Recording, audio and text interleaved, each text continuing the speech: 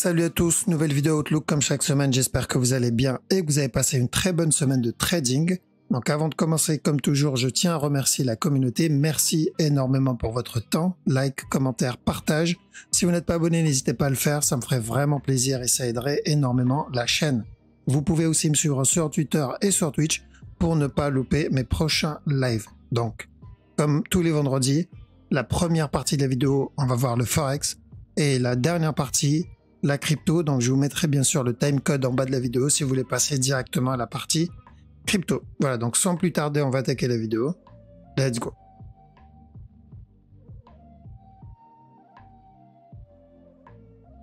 Alors donc, on commence par le Forex, bien sûr, comme on vient de le dire. Donc, haut de CHF, on est toujours sur ce up move et on n'oublie pas la grosse structure. D'accord, on n'oublie pas la grosse structure, donc ce top a été cassé. À partir de maintenant, c'est flag cassure du top directement, ou sinon une plus grosse structure corrective avant la cassure du top. Donc pour moi, on est toujours sur une continuation. C'est juste que la durée de la correction, pour le moment, ça reste encore à préciser, mais on continuera à prendre les buy setup tant qu'on a les buy setup, comme on l'a vu ici. Donc là-dedans, pour ce mouvement-là, et celui-ci. Donc le dernier qu'on avait annoncé, c'était celui-là. D'accord, on continue à chercher des buy setup. Il en a donné aussi en 1 heure. Donc le dernier, il est là, un regular flat. Et on pourrait avoir un autre en petit time frame. Hop, désolé pour le petit bip, c'est toujours quand on enregistre. Donc en petit time frame. Donc attention à un potentiel up ici. Encore un drop pour un regular flat et ensuite une continuation. Un peu comme ce qu'on a eu là-dedans. D'accord? Mais à chaque nouveau plus haut, on fait attention parce que tout ce mouvement ici, 4 heures, il va falloir que ça corrige. D'accord? Même chose sur OGPI, je crois qu'on avait fait le running flat. C'est ça, le running flat. Le top, il est cassé. En weekly, on a cassé ce top là aussi. Donc, risque d'une plus grosse structure. Ou sinon venir casser le top directement. Personnellement, j'irais pour une plus grosse structure parce que c'est beaucoup plus safe. Maintenant, est-ce qu'on a des setups en interne? Je devrais me concentrer sur la petite time frame. Donc ça, c'est déjà passé et il n'y a pas grand-chose là-dedans. Il va falloir attendre une autre opportunité ici. Ici aussi, c'est déjà passé. Il y a un beau petit running flat. C'était à tenter. D'accord? Donc on va attendre ça. Tant que ce bas n'est pas cassé, on continuera à chercher les buy setup. Alors juste voir le gros move. Ok, donc ce top là est cassé aussi. Donc les deux possibilités, c'est un regular flat là-dedans, d'accord, ou un gros running ici. Donc c'était à tenter les buy setup et au maximum c'était au top. Donc on cherche des TP au top. Sur le gros move, direction est la même. Nous on cherchait ça depuis pas mal de temps, qu'on a obtenu. On avait dit ce mouvement là va falloir qu'il corrige. Maintenant que ce move on l'a obtenu, cassure du top directement, ou un plus gros B, C, et ensuite cassure du top. Donc la majorité des odds, c'est à peu près la même structure. Donc, une heure. Nous, ce qu'on cherche, c'est ça. Car si on veut rentrer, c'est ça. On doit avoir peut-être des mouvements en 5 ou 15 minutes, de 5. Donc ça ne nous intéresse pas ici, les mouvements en 5 minutes. Là, on voit des setups en 5 minutes. Pas ça qui nous intéresse. Ce qui m'intéresse, c'est le mouvement 1 heure. Et actuellement, j'ai rien. D'accord, on risque ça. Si je le vois me donner une correction, pourquoi pas. Donc c'est trop tôt. Ceux qui ont pris le running flat, parce que c'était une belle structure à tenter, il n'y a pas vraiment de raison de sortir, mais il y a une très bonne raison de prendre des profits. Alors 4 CHF, un peu plus intéressant. Donc attention à 4 CHF, parce que tant que ce bas n'est pas cassé, on risque un regular flat. Alors, il en a donné là ici. Celui-là, je pense qu'il va être un peu plus grand.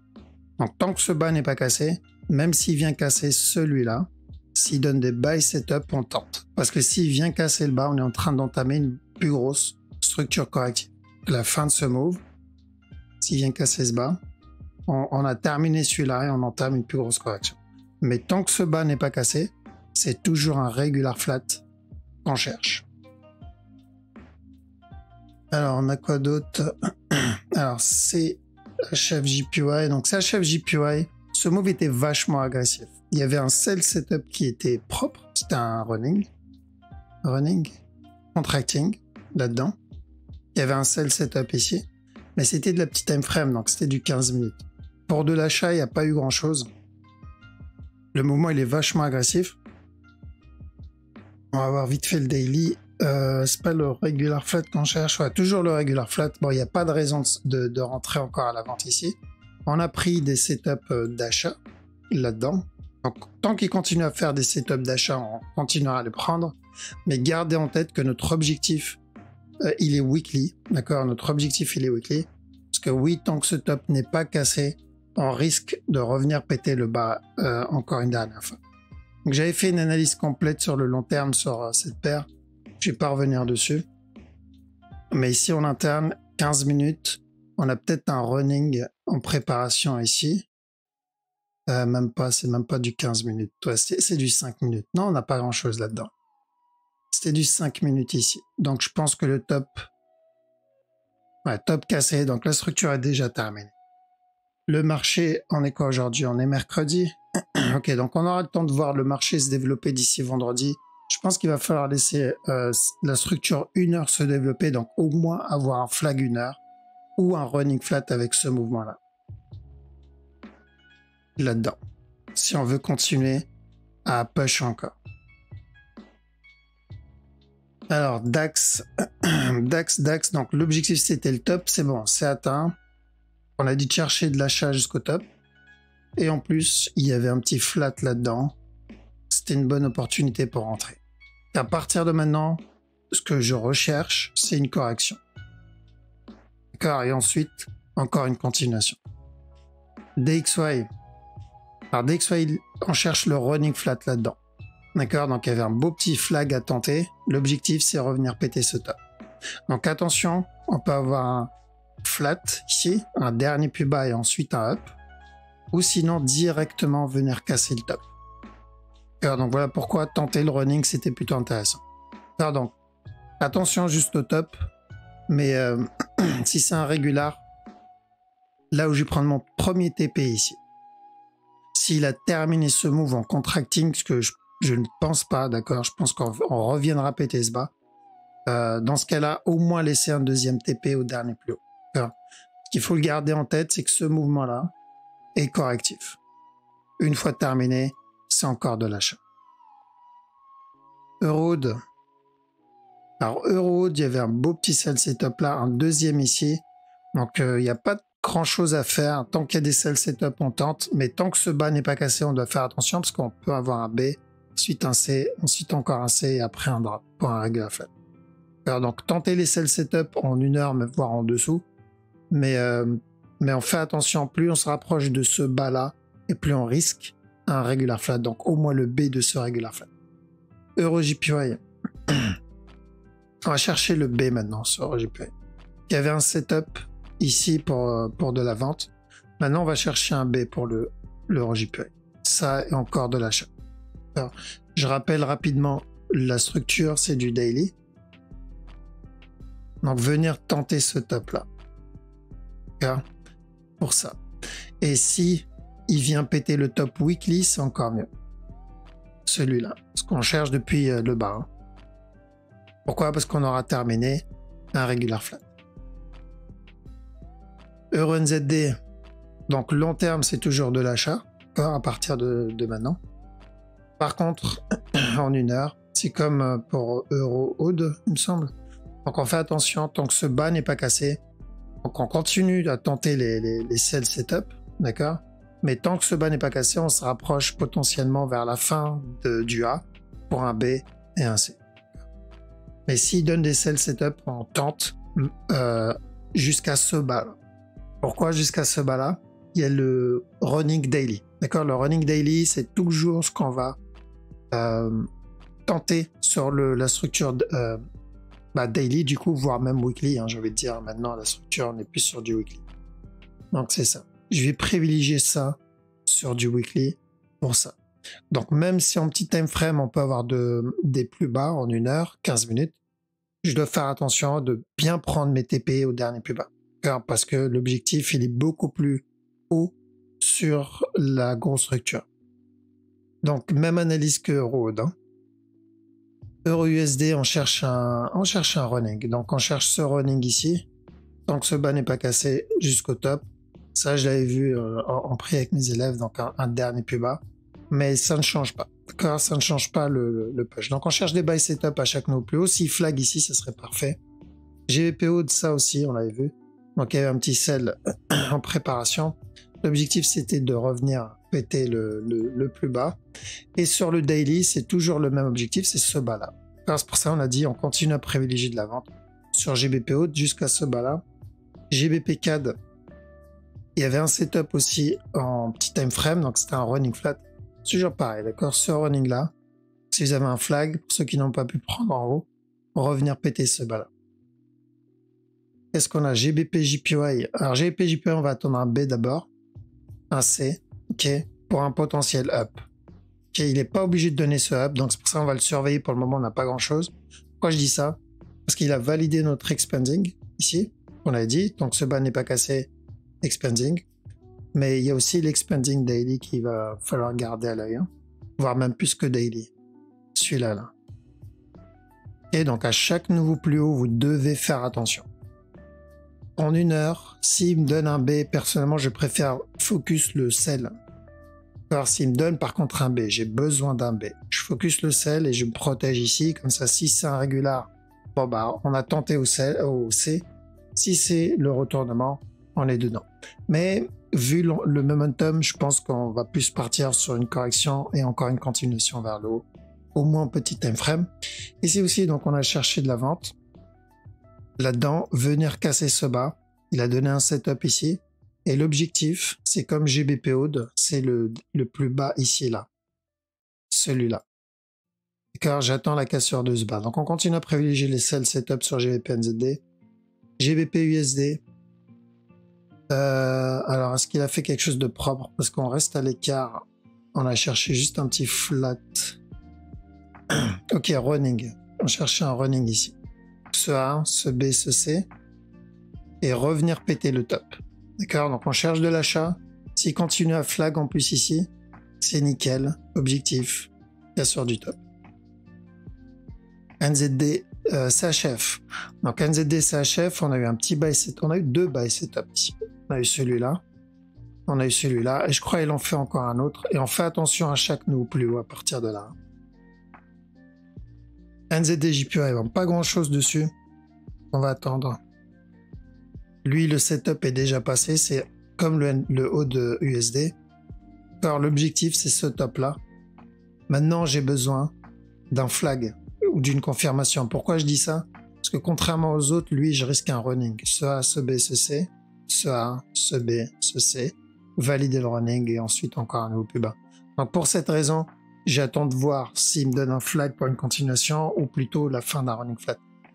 USD CAD, j'attends la cassure de ce bas ici et ensuite je chercherai de l'achat. Alors il y a deux possibilités ici, c'est ou venir casser le bas, on termine un régular buy, ou sinon on va avoir une structure plus complexe. Donc on aura un B, un C, un C, un C et ensuite venir casser le top. Donc bien plus tard quoi. Mais pour le moment on vise le dernier plus bas. USD CHF, toujours de la vente sur le gros move. Maintenant, il me donne pas grand chose. Et attention à un running ici, ou un flat. Faire comme ça et encore de la vente. On cherche de la vente encore. USD JPY, donc pas grand chose en interne. Peut-être même un running en interne. Donc ce bas n'est pas cassé. Revenir péter le top. Daily, c'est de la vente. D'accord, ça y est. Notre mouvement weekly qu'on suit depuis plusieurs années, il est validé. Là-dedans, on avait dit de chercher de l'achat, la flèche rouge. Maintenant, on cherche de la vente. Je casse ce bas-là. C'est du weekly. Hein. En une heure, même si on cherche de la vente en weekly, en une heure, c'est je veux encore de l'achat tant que ce bas n'est pas cassé. US Oil, chercher un running flat pour ce move. Et encore de l'achat. En petit time frame, donc c'est du 1 heure. Alors, ça c'est quoi? C'est le silver. Donc silver, on cherche de l'achat aussi. Donc ce bas n'est pas cassé. L'objectif, c'est revenir péter ce top. Ça, je l'avais vu lundi avec mes élèves, lundi ou mardi. Et lui aussi, on l'avait vu avec mes élèves lundi ou mardi, quand on était en bas. Donc il y avait un beau petit flag ici, flat même. Tant que ce bas n'est pas cassé, on a dit de chercher de l'achat jusqu'au top. C'est toujours pareil. Encore et on fait attention au top. Ensuite, le Bitcoin. Alors, Bitcoin, attention sur ce move. On a potentiellement un flat en préparation ici. Donc tant que ce bas-là n'est pas cassé, on risque encore un push. Oui, en 15 minutes, on peut avoir encore un drop sur ce move. Mais si c'est un running, c'est normal. Ok, ça peut faire partie du running. Ce A là, ce B, ce C. Et ensuite, encore un push. Mais une fois le running fini, tant que ce bas n'est pas cassé, vous pouvez le considérer comme un regular flat pour encore un autre push, donc un autre up. Alors désolé, hein, si des fois il y a un petit blanc parce que je coupe mon micro pour pousser sans vous casser la tête. Alors donc lui, ça c'est quoi? C'est l'Ethereum. Ethereum aussi en interne. Faites attention à ça, car ce mouvement-là, qu'on peut venir casser ce bas là-dedans en interne et encore un push. Je pense pas que ça soit un running là-dedans. Hein. Vu ce qu'il me donne là, il me donne plutôt une correction. Donc attention à ça. Tant que ce bas n'est pas cassé, potentiel up encore. Juste vite fait, je reviens sur le Bitcoin en 4 heures parce que même si ça n'a pas changé, un petit refresh, c'est toujours bon. Donc ce top, ça y est, il est cassé. Donc ce move, il n'y a que 2 possibilités maintenant. Avant, on avait pas mal de tops non cassés. Ici, le top n'est pas cassé. Ici, le bas n'est pas cassé. Ici, le top n'est pas cassé. Ici, le bas n'est pas cassé. Donc là, c'est la première fois où il casse, ce qui est très bien. À partir de maintenant, ça, c'est ou un B. Dans ce cas-là, on va avoir un C. Terminer un running. Et encore un autre push. Ou sinon, c'est un C. Ça, c'est mon A, ça, c'est mon B, ça, c'est mon C. Dans ce cas-là, on va avoir un drop qui viendra péter ce bas-là, d'abord. Le rouge, il ne pètera pas ce bas-là. Le jaune, il pètera ce bas-là. Donc, les deux m'indiquent au moins un drop. La seule structure qui m'indique un up, bah, c'est la cassure du top complet, en fait. C'est ça le truc. Donc, c'est ou 2 scénarios qui m'annoncent la vente, ou sinon un triangle qui m'annonce carrément la cassure du dernier plus haut. Encore pour un triangle. Pour celui-là, donc je l'avais déjà montré. Comme ça. Et dans ce cas-là, c'est revenir péter le top tout de suite. Ce mouvement-là, c'est le mouvement qui casserait le top. Ça, j'y crois un peu moins. Encore pour les triangles, c'est vraiment une structure très très rare. D'accord? J'en ai jamais vu encore sur le Bitcoin. Donc voilà pourquoi j'irais plutôt pour l'option 1, l'option 2. Donc même s'il push ici, c'est pas trop grave. Faites attention pour au minimum ça. D'accord? Au minimum un running. Et si c'est pas un running, c'est qu'il viendra péter ça pour un regular flat. Ok? Donc, tant que ce top n'est pas cassé, c'est celui-là qui est important pour valider ce que je viens de vous montrer, là, les 2 scénarios. Attention au running flat en 4 heures. Maintenant, en 1 heure, je viens de vous montrer ce mouvement-là. Tant que celui-là n'est pas cassé, oui, on peut avoir encore de l'achat. Ça dépend de votre objectif. Après, pour le daily, c'est la même analyse que depuis plusieurs semaines, voire mois, j'ai envie de dire. Donc, même chose ici. Pour le 4 heures, lui, le top, il est cassé. D'accord? Donc, l'analyse reste la même que le Bitcoin, où on va voir ça, avant le drop, ou sinon venir casser tout de suite et on a terminé un regular flat, même s'il continue à ramper. Donc, le top le plus important ici sur l'Ethereum, c'est celui-là. Tant que ce top ici n'est pas cassé, ça peut être mon A, ça peut être mon B, mon C. On reviendra donner un drop avant le up. Donc, faites attention en 1 heure. Principalement 1 heure, faites vraiment très attention pour le C. BNB, j'ai pas enlevé la flèche, c'est toujours la même direction, c'est cette cassure-là. D'accord. Maintenant, oui, on risque un expanding, un dernier plus bas avant le top. Mais si flag, il peut venir le péter tout de suite. C'est pour ça que j'ai dit, depuis le bas, là, privilégiez plutôt de l'achat. Parce que dans le pire des cas, vous aurez un C d'un running. Alors donc, je ne change pas la flèche parce que c'est toujours la même direction. Dot sans le running, ça va être vraiment très compliqué de tenter ce move. Donc tant que ce top n'est pas cassé, si vous voyez ça, on tente ensuite la continuation. Maintenant, ça c'est pour ceux qui tradent. Ceux qui ne tradent pas de dot, ça fait plusieurs semaines, plusieurs mois, je vous dis.